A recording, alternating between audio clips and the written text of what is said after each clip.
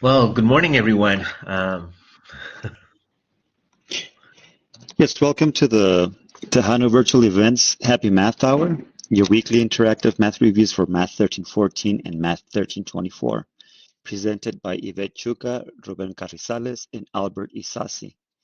This session will be recorded so that you may come back for it if you need, and so others might have missed out on today's events will be able to come and watch it.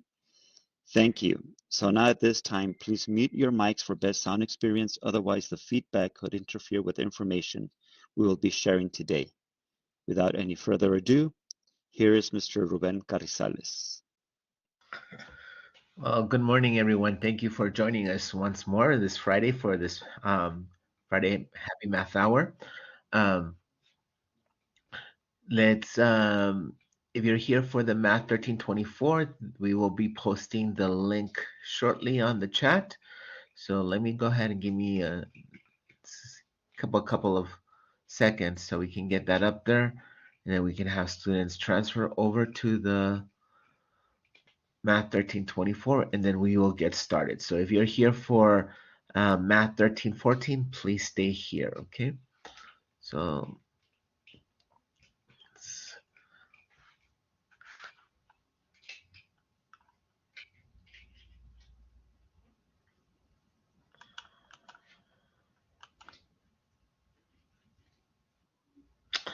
and there we go. Now we have the link for the Math 1324 room.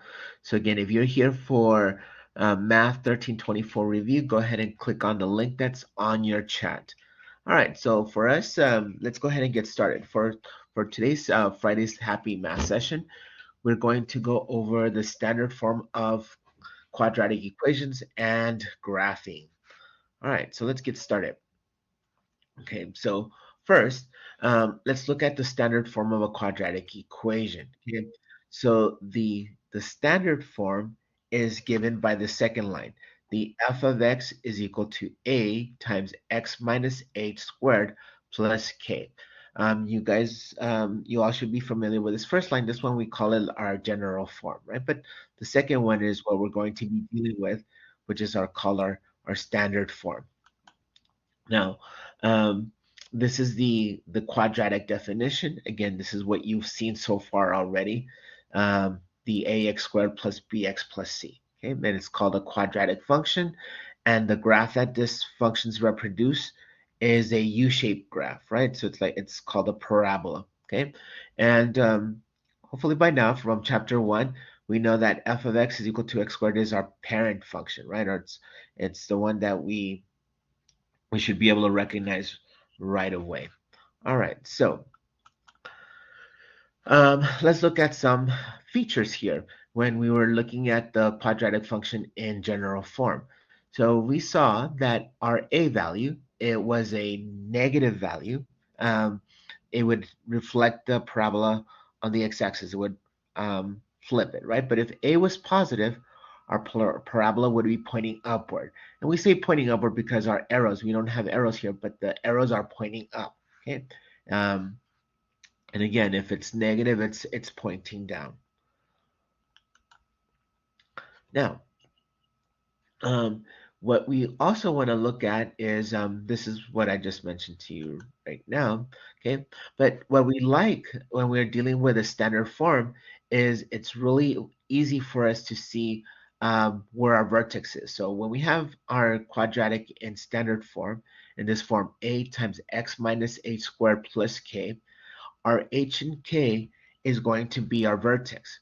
So when we're looking at features on our parabola, if h and k, if our vertex and a is a negative, we call this our maximum point, okay?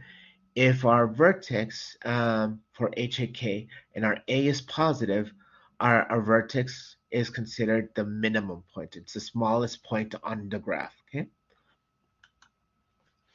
All right. So the other thing that we want to review that we haven't looked at yet, this is new from chapter 2, is this imaginary vertical line that crosses to our parabola. Okay, this imaginary vertical line is called our axis of symmetry, and as you can see here, the axis of symmetry is going to be the x value of our vertex. Okay, so whatever our x value is, um, that's going to be our axis of symmetry. Okay, the value of the vertex for the x. All right, so um, we look at this function again in general form, ax squared plus bx plus c. And the standard form of this quadratic function is given by this, ax minus h squared plus k.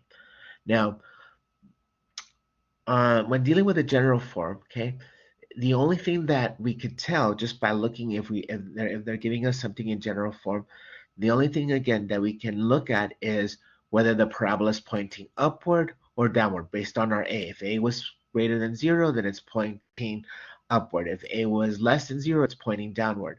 And it also tells us the y-intercept, what's crossing the y-axis, because if x is equal to 0, all we're left with is a c, which is the y-intercept, right?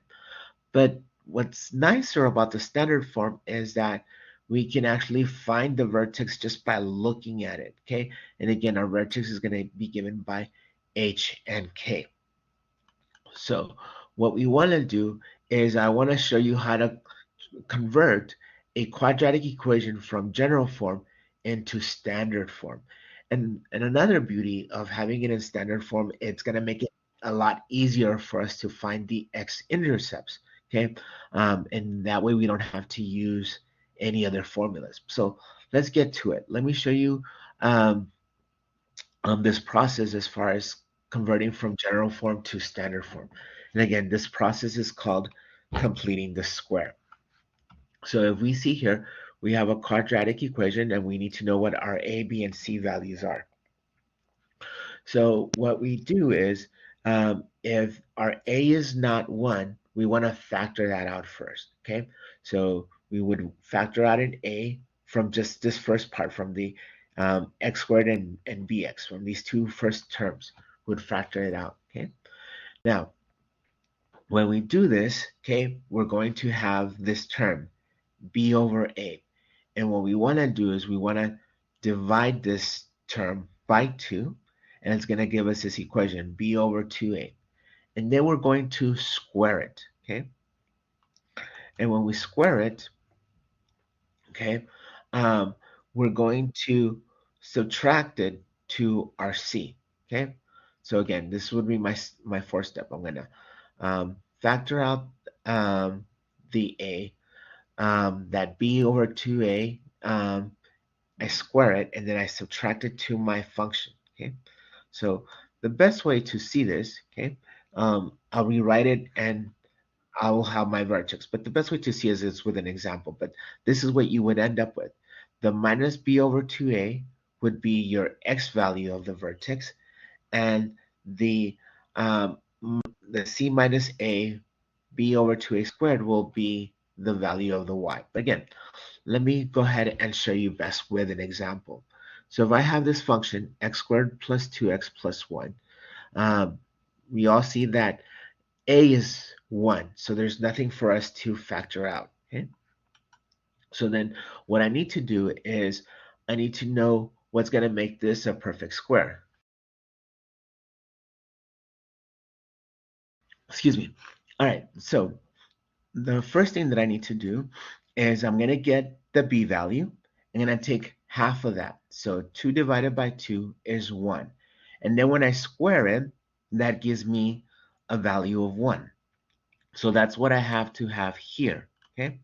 So I have to have a 1, but in order for me to not change this problem, okay, I can't just add a number to this and and not have something different. But if I add this, plus 1 and minus 1, the value that I'm adding to this is 0, so I'm not changing the function. So what I want to do is I'm going to borrow that positive 1, okay, here, the x squared plus 2x plus 1, because I know this is going to be what's called my perfect square. And then I subtract that minus 1 that I added, again, based on the formula. So when I simplify this, okay, this x squared plus 2x plus 1 becomes x plus 1 squared is a perfect square, and the plus 1 minus 1 is 0, and voila, I have converted from general to standard form. Okay? So let's look at a few more examples so you can get a hang of this. Okay?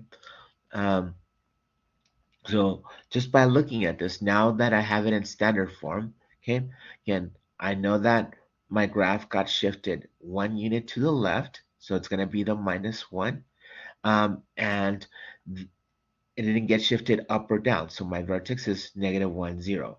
Now, again, because of my parent, I know that this graph got shifted 1 unit to the left, but I also can apply the the formula, right? H and K. If the formula is x minus h, for this to be in a positive, x had the h had to be a negative one. So a negative times a negative is going to give me this positive. So I know that h is negative one. And again, there is no value for k, so that means k is equal to 0. And now I also can know what the axis of symmetry is.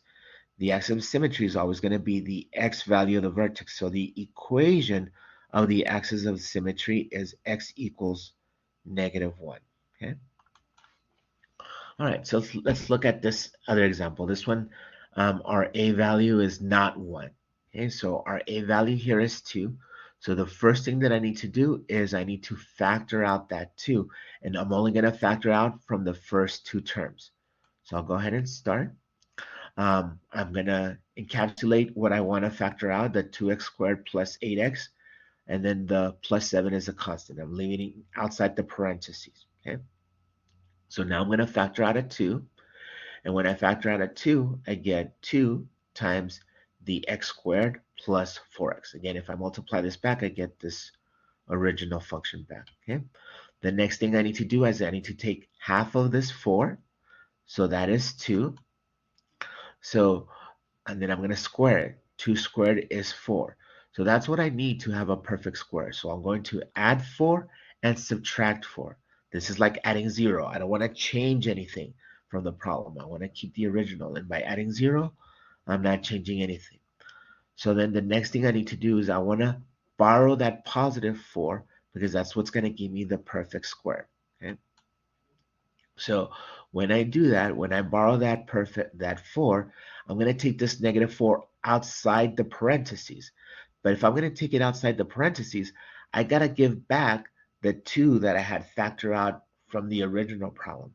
So when I multiply 2 times the negative 4, that gives me the negative 8.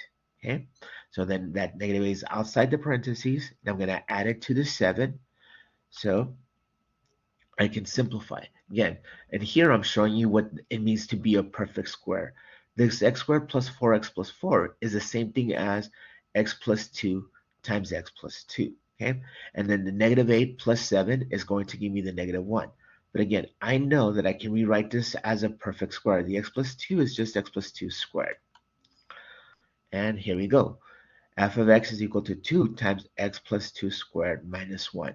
Now we have it in standard form, which is ax minus h squared plus k. So, but in our case here, my h again is a negative 2 because a negative times a negative is a positive. So my h is negative 2. My k is a negative 1. So my vertex is negative 2, 1. Again, the axis of symmetry is the x value of the vertex. So in equation format is x equals negative 2. Okay. So hopefully this is easy. And again, um, it, it's a great way to find the vertex and also to find all the other information that you'll be asked later on. All right. So let's look at another example. We have 5x squared plus 15x minus 5. Again, my a is not 1 in this function, so I need to factor it out first. That's going to be my first step. So again, I will encapsulate what I want to factor out only. I only want to factor out those first two terms, the 5x squared plus 15x, and I'm going to leave my constant outside. Okay, so then what can I factor out? I want to factor for this to be 1, I need to factor out a 5. So I'll factor out a 5. This is going to give me 5x squared plus 3x, and then I have the minus 5. I am going to take half of 3 and square it. So that value, it gives me it's 9 over 4. So I'm going to add 9 over 4 and I'm going to subtract 9 over 4. I'm adding 0 here. I don't want to change anything. Okay. So now that I've done that, I want to borrow just the 9 over 4, which is the one that's going to give me the perfect square. And I'm going to take out the negative 9 over 4 outside the parentheses, but I have to give back the 5 that I had factored out originally. So 5 times 9, or 5 times a negative 9 is a negative 45 over 4. Okay, so again, this inner part here, the x squared plus 3x plus 9 over 4, is a perfect square. It's the same thing as x plus 3 halves times x plus 3 halves. Now, some of you guys are wondering, Mr. Carrizales, how do you know that? How do you know that x squared plus 3x plus 9, 4 is a perfect square? It's this here. Well, it's easy. All I have to do is I have to look at the value before it got squared. If you see here, my second step, when I took half of 3 and squared it, this value that I squared was 3 over 2. This is the thing that's telling me that makes the perfect square. Before it got squared, I got 3 over 2. So that's why I know that this is 3 over 2. Now, you're asking, well, how do you know that this is a positive? Well, for that, all I have to do is I have to see the value of b. If b is positive, then these are positive.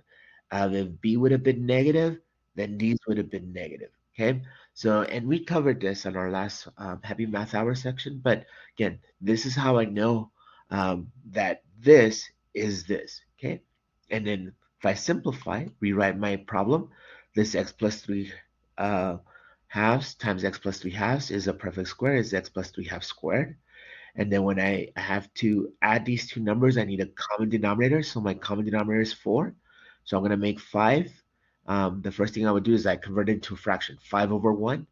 And then I need to multiply 4 both on the denominator and the numerator. So 4 times 1 is 4, and 4 times 5 is that negative 20 that I got here. So now I can add these two.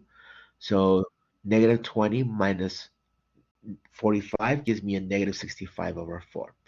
And again, I have all the tools to answer what my vertex is and answer what my axis of symmetry is. So my vertex is negative 3 halves for the x value, and the y value is negative 65 over 4. And the axis of symmetry is x equals negative 3 halves. It's the x value of the vertex. Okay? All right. So again, um, if we were looking at this in general form, the ax squared plus bx plus c, we could do all this as well, okay? But we can use formulas instead of using algebra. We can use formulas. So again, um, but let's practice using our algebra, right? So let's look at this problem. Write the standard form of the quadratic function whose graph is a parabola shown. Okay, so here, play it. It's for our advantage to know the standard form because we have everything in order for us to solve this, okay, or to find the function. So if we look at this parabola here, we know that our vertex is here at -1 and -1. So what this is telling me here that my h is a +1 and my k is a -1. Oh, there's a question. Um, let's see. The h of the vertex is negative because of the standard form. So yeah, so let me write it here so we can clear that question up. Okay. Um, so if I'm writing the standard form, if I can get my pen to work, uh, there we go. Let me write it here. We have a x minus h plus k. Okay. So the question was on the h. Okay, since the formula, yes, the formula here requires us for us to have a x minus h, right? So if, for instance, in this problem here, for this graph to have a vertex, if I see here my vertex, let me put in h and k. My vertex here is -1, and -1. Just by looking at the graph, you see here that my vertex here is this, -1, -1. Now, if I put this here on my formula, and I'm just going to do this part first, x minus, and my h is a -1, a negative times a negative is going to give me that positive that we were talking about. See?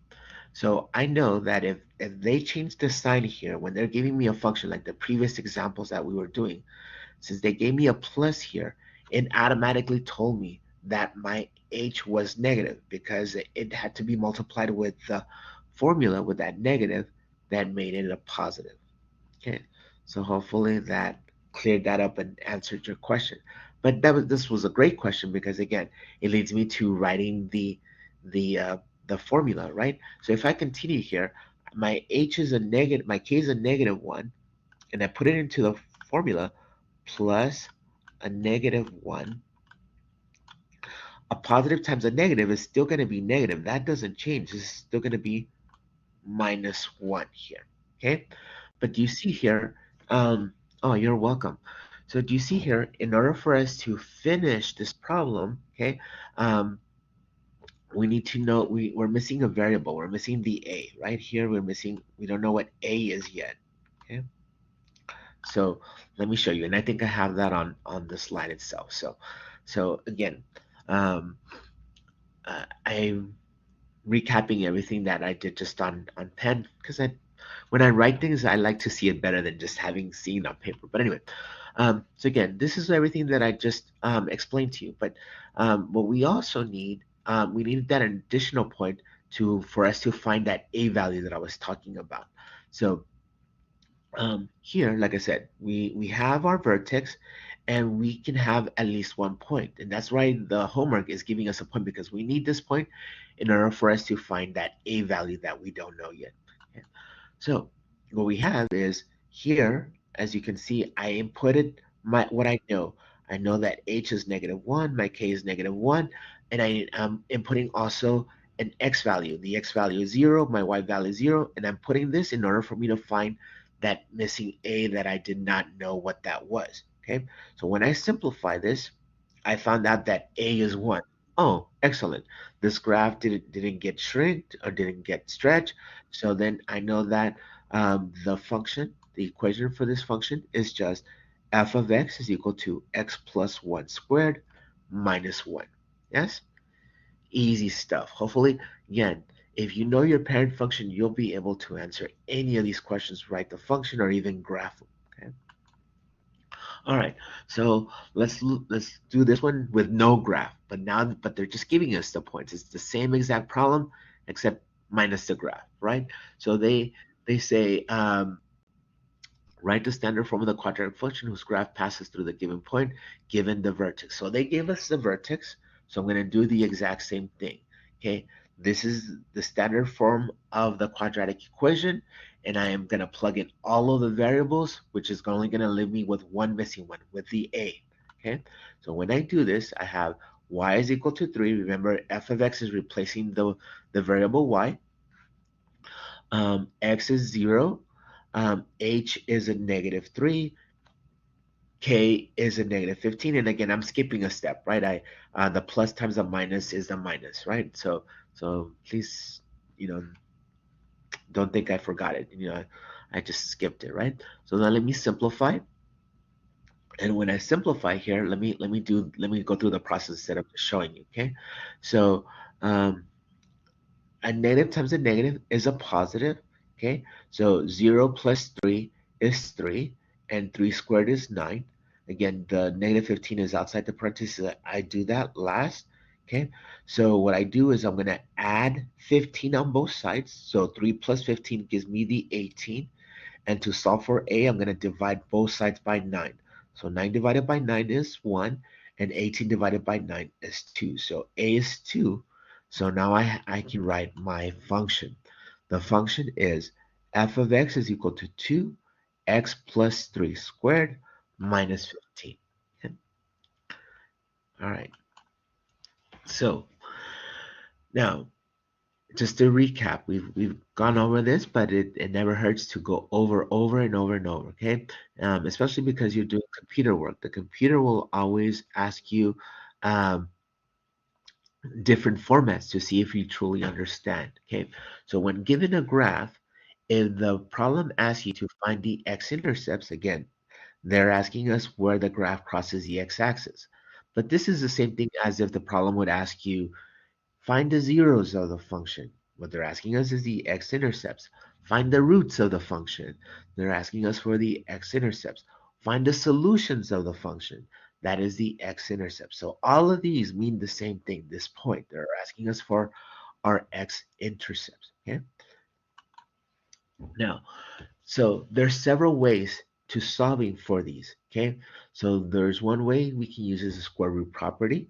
But sometimes it's not feasible to use that, or it could be a little bit difficult. Factoring, I like the factoring, but sometimes we can't always use factoring, especially if they give us decimals and stuff like that. If they give me numbers, it can be done, but some students don't like the factoring. The one that will always work, no matter what they give you, is something called the quadratic formula. This one will always work. Now, I think there's pluses or minuses for the quadratic formula, but again, this one, just for you guys to know, this one will always work to solve for the x-intercepts. Quadratic formula is to solve for our x-intercepts. Now, let's look at some of the examples, okay? Let's use the square root property to solve this function, x squared minus 4. So solving the square root property is just using algebra. I'm going to set y equal to 0 and then solve for x. So I'm going to add 4 on both sides. It's going to give me 4 is equal to x squared. I'm going to take the square root of both sides, and it's going to give me plus or minus 2 for x. So this is the two x-intercepts for this function. X equals 2, x equals negative 2. Okay. I can also use it for this one. Again, I'm going to use square root property. I'm going to set y equals to 0 and use algebra. Okay, so I'm going to add 27 on both sides. This gives me 27 is equal to 3x minus 4 squared. I'm going to divide by 3 on both sides. This is going to give me 9 is equal to x minus 4 squared. I'm going to take the square root of both sides. It's going to give me plus or minus 3 is equal to x minus 4. And then I'm going to add 4 on both sides. So I have 4 plus 3 and 4 minus 3. So my two x-intercepts are 7 and 1. Okay, so these are all ways that I can solve the solutions for a quadratic using my square root property. Okay. Another way to do it is by factoring, which is my favorite way to do things. But again, most people don't like this. Okay, so we have x squared minus x minus 6. So what I can do is I can factor this. And I know that I can factor this. This is the way I factor. Since this is a simple trinomial where a is 1, all I have to do is I have to find two values that when I multiply them together give me negative 6. And when I add those two same values, give me a negative 1. Well, what are those two values? Negative 3 and 2. A negative 3 times a positive 2 gives me a negative 6. Negative 3 plus 2 gives me that negative 1. So this factors in this format, x minus 3 times x plus 2. And now I can use my zero property to solve for this. That I know that when two numbers are being multiplied together, the only way that I can get 0 is if either this is 0 or this is 0. So if you don't see it, I set them as equations. X minus 3 is equal to 0. X plus 2 is equal to 0. So here it's easy to see that if x is equal to 3, I will get 0.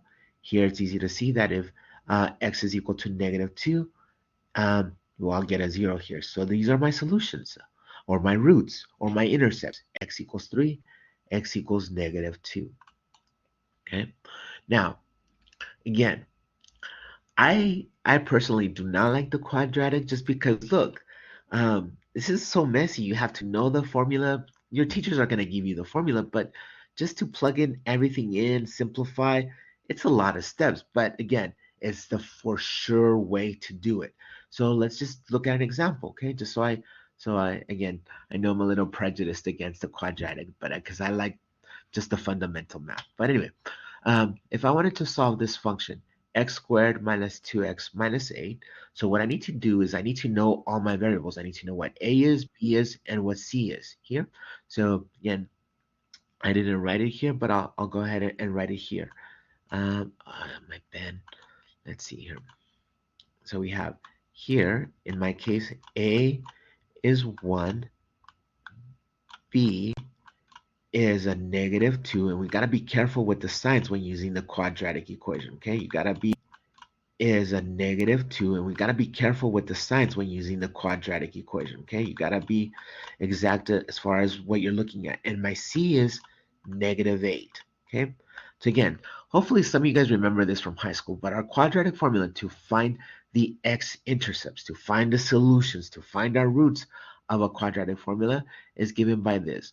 Negative b plus or minus the square root of b squared minus 4ac all over 2a. Again, it's my for sure way to find the roots. Okay, so all I have to do is plug in, it's plug and play, right? So b is negative 2, negative 2. A is 1, C is negative 8, here A is 1. Once I plugged in all my variables, I go ahead and start solving, okay? A negative times a negative is a positive 2 on the outside. Inside, negative 2 squared is a 4. A negative 4 times 1 is a negative 4. And a negative 4 times a negative 8, that is a positive 32, okay? So 4 plus 32, is going to give me 36, the square root of 36. And then the square root of 36 is plus or minus 6. So then if I add the 2 plus 6 is going to give me 8. Um, and sorry here, the 1 plus 3, I'm simplifying. The 1 plus 3 is equal to 4. And the 1 minus 3 gives me my minus 2. Again, this is the for sure way. Again, if I would do factoring, it'll show you that it would be a lot shorter. But again, if whenever in doubt, you can always use your quadratic to solve. So let's look at another example. Oh, maybe not. Let's move on. Let's move on to 2.2. Does anybody have any questions before I move on the quadratic? All right. So let's move on. Section 2.2. Okay.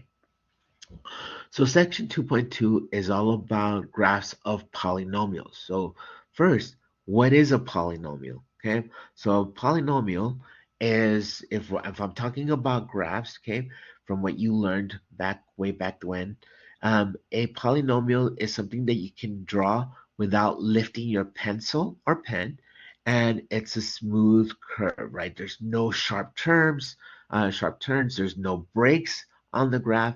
It's something that you can draw with a smooth curve, right? This is what a polynomial is. It's continuous. There's nothing that's stopping it. An example of graph that's not a polynomial, if you see here, oh, I have a break. This is not a polynomial because even though the graphs are smooth curves, there was a break on the graph. I had to lift my pencil up to start it in a different position, okay? So this is not a polynomial. All right, so again, continuing with the definition of a polynomial. Polynomial is something that has, again, the smooth curves. If you see here, this graph has smooth curves. There's no breaks. There's no sharp turns. But this graph is an example of not a polynomial. It has a sharp turn, right? This is like my absolute value function. But my absolute function is not a polynomial because we have this sharp turn. Yes? All right. So you will be having to graph polynomials, okay? And there are some helpful features that will help you graph these. And one of the best features to help you is this leading coefficient test, okay? So the leading coefficient test will tell you um, how the graph is is is pointing, either pointing upward or downward, or how it's moving. So first of all, before I continue this, just want to remind everyone, when we're reading graphs, we read graphs from left to right, just the same way we read books. Okay, we read from left to right. Okay, so first, um, let's use the just for our end behavior, the leading coefficient test. Okay, so the leading coefficient test says this: um, if our coefficient from our leading coefficient, if that value is a positive value, again our a value, and this is kind of a repeat of what we just saw with the quadratic. If a is positive, our graphs are going to be pointing up. If A is negative, then our graphs are going to be pointing down. So for instance, on the quadratic, we covered this already. If A was positive, our parabola would be pointing upward. If A was negative, our parabola would be pointing downward. Okay, but this leading coefficient test, as far as my A pointing up or down, is only applicable to functions that are even. Now, how do I know that a function is even? Well, I also look at my leading coefficient. If my leading coefficient, the highest exponent on that function, is an even number, then that means that it's an even function. So x squared, x4, x to the 6, x to the 8, x to the 12, all these are polynomials that are even functions and would follow this behavior. Now, similarly, an odd function or an odd polynomial is a polynomial where the highest exponent, the degree of the polynomial or function, is an odd number. For example, the graph that you see here, the example is a cubic graph, okay? That the exponent here is to the third power. So again, if A is positive, okay, if I'm reading my graph from left to right, it's going forever up, right? You see here it's going from a small value to a high value. If A is negative, then I'm going down. I'm going from a high value to a small number. So this is for my odd functions. Again, because I read my graphs from left to right, they're pointing down still. The direction that it's leading to, it's down. Okay, so this is what's called the leading coefficient test. That when this information, if we know if the graph is even or odd, and the coefficient, the value of it, we know what direction or the end behavior of this is. Okay, so let's look at some examples. Um, so describe the left-hand and right-hand behavior of the graphs. Okay, so let's look at A. F of x is equal to 3x to the 8th plus 7x squared minus 2x to the 5th plus 4x plus 100. Believe it or not, we would be able to graph this just with this information that we have, okay, to find our left-hand and right-hand behavior of the graph. Okay, so I'm writing down what we know for our behaviors for our graphs. So here, the degree of this function here, a, the highest exponent is 8.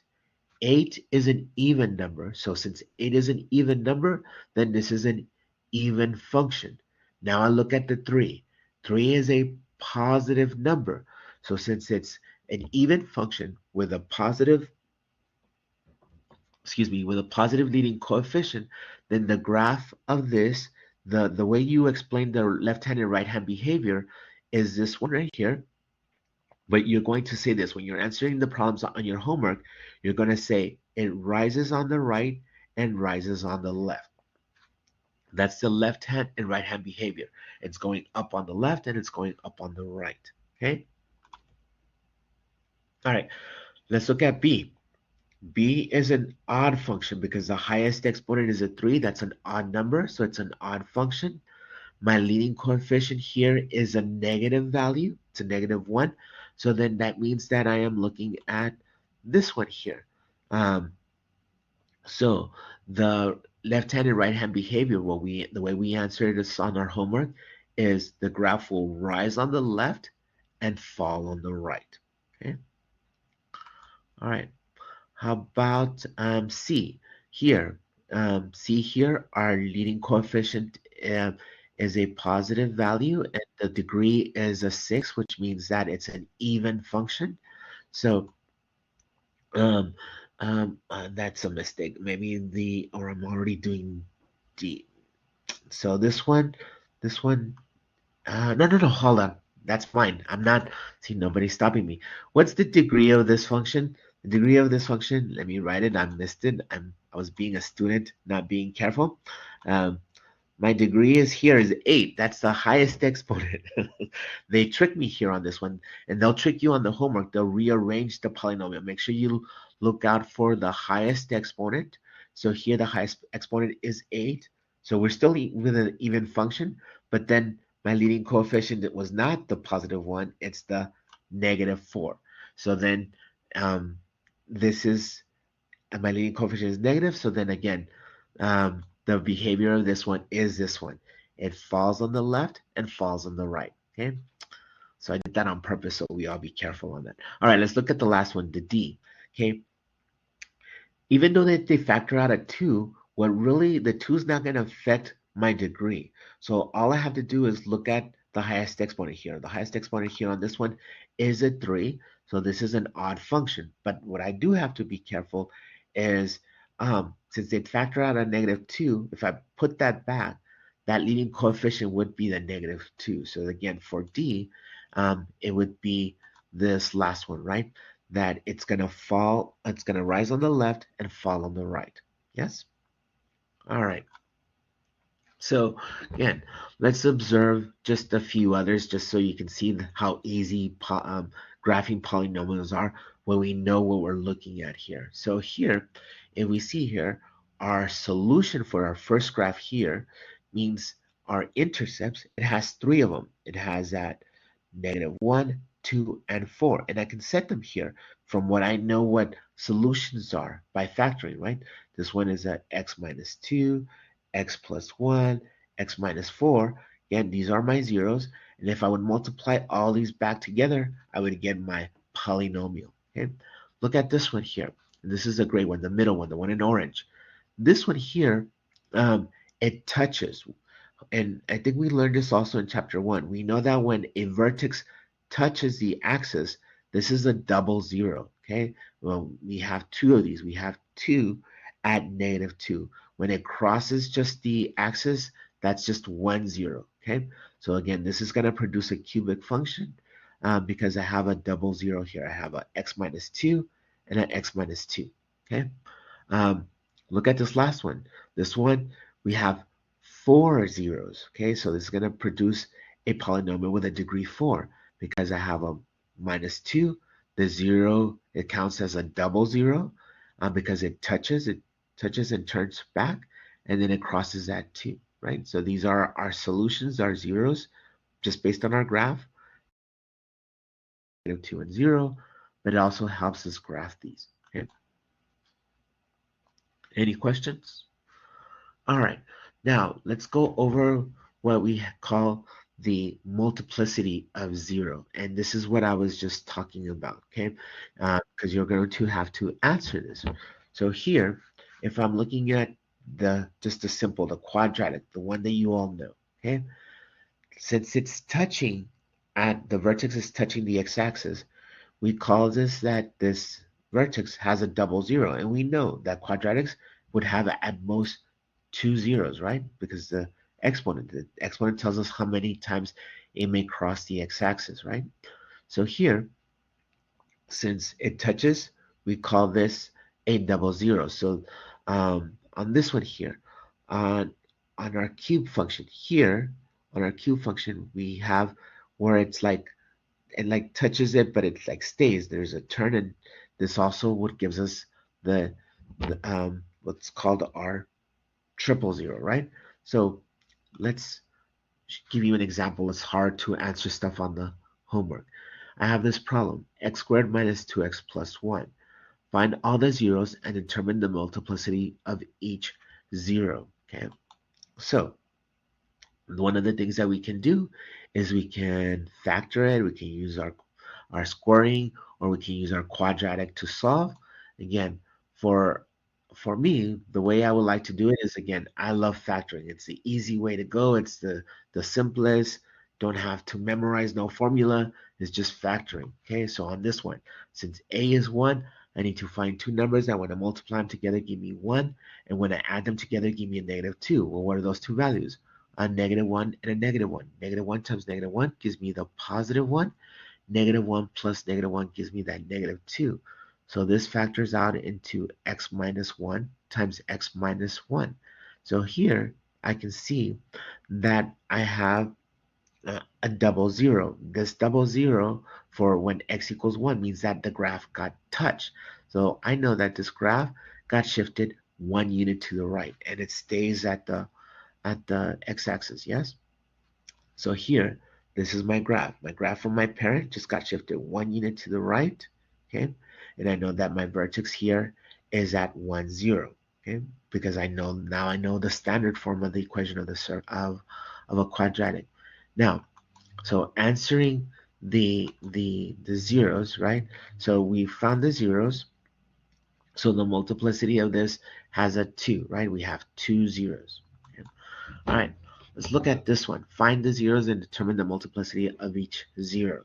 Here, on this one, what I would do first, um, to solve for this, again, what I would want to factor it out to make this problem a little simpler for us. So what I see here is I can factor out a t squared from this one to make this problem a little bit easier. And this is my greatest common factor. The greatest common factor that these three terms shared was a t squared. They don't share a number. The only number that they share is 1. So that's why I didn't factor out a number, right? So when I do that, I have this t squared times t squared minus t minus 30. Okay.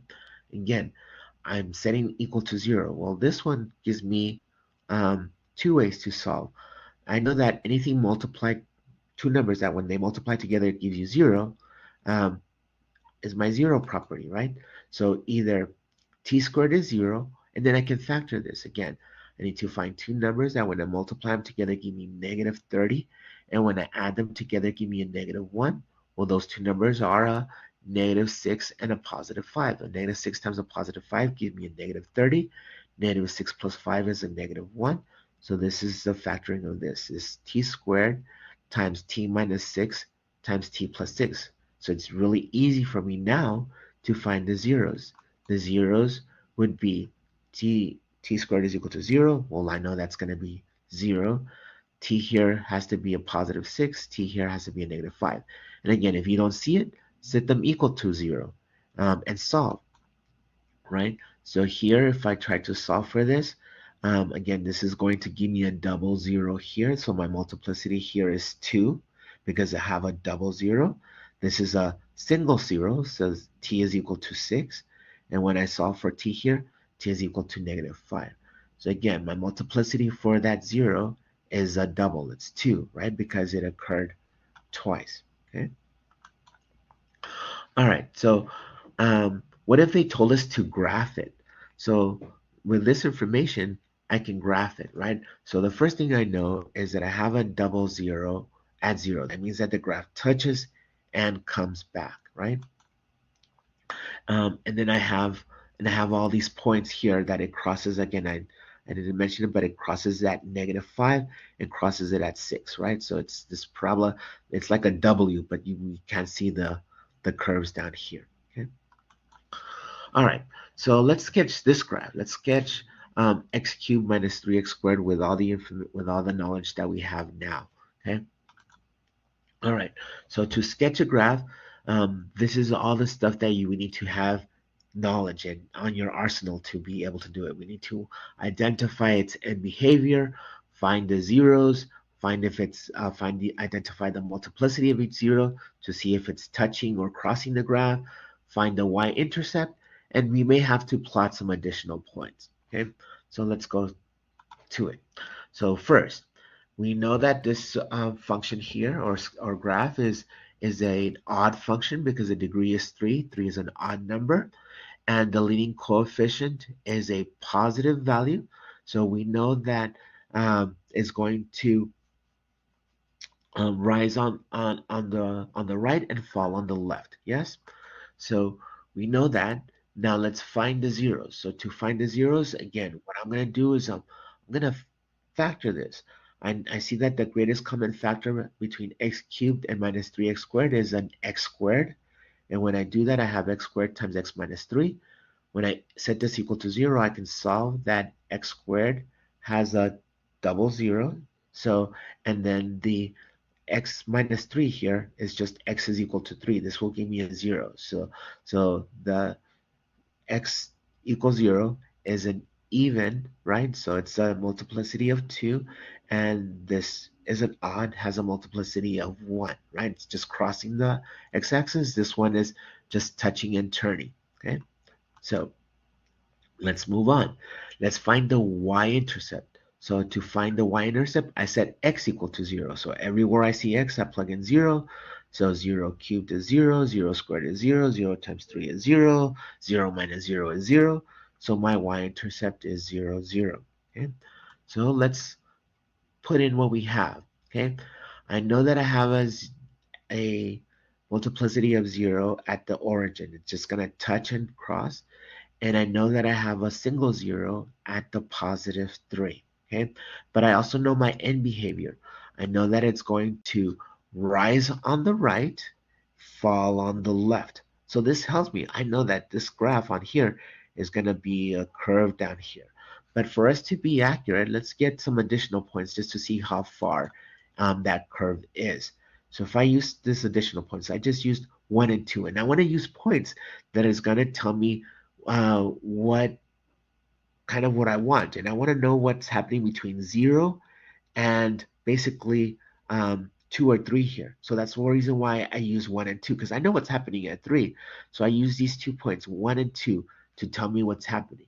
So when x is equal to 1, y is equal to negative 2. When x is equal to 2, y is equal to negative 4. And just to be a little bit more accurate, let me see what's happening less than 3, just to make sure. So when x is 2.5, y is equal to negative 3.125. Okay, so if I plot those points, I have this um, shaky little line, right? My pen is shaky. But if I were to use a graphing tool like what we have WebAssign, this is what WebAssign gives us, right? Much, much nicer graph. But again, when we sketch it, it's just so we can see it. Most of our answers are multiple choice or we have to graph them, but it's really easy to transfer this to this, right? So again, any questions on what I just covered? I did 2.1, which is quadratic equations, and 2.2 polynomials. Okay, so if there's no questions, again, feel free. If you came in late, you're in right now, you can download my presentation. If you look at the top right, there's a symbol here with an arrow with a box pointing. You can click on that and you can download the presentation. Okay. Also, just remind all of you, if you ever miss any of our sessions, you can find them on our EPCC YouTube channel. We download those there. So again, thank you for joining me today. I hope this presentation helps you moving forward, and I hope to see you online again next Friday. So now I'll pass it back to our department. Thank you so much.